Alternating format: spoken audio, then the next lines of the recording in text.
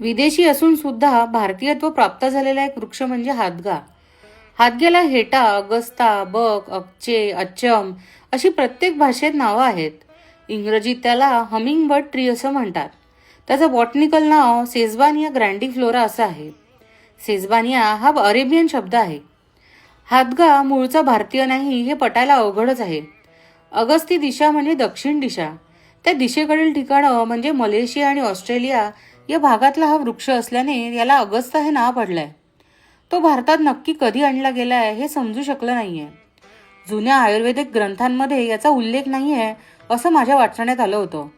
पण नक्कीच हा वृक्ष भारतात फार पूर्वी आणला गेला असणार, कारण त्याचे अगस्ता आणि बक हे संस्कृत नावं सुद्धा आहेत.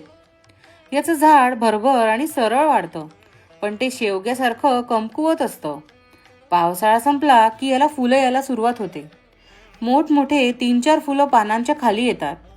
यात आजकाल लाल, गुलाबी ही सुद्धा फुलं आली आहेत. युजली पांढरी फुलंच बाजारात विकायला येतात. फुलं येऊन गेले की त्याला चवळीसारख्या लांब शेंगा लागतात. प्रत्येक शेंगे 10 ते 12 बिया असतात. त्या इझिली लागतात आणि नवीन रोपं तयार होतात.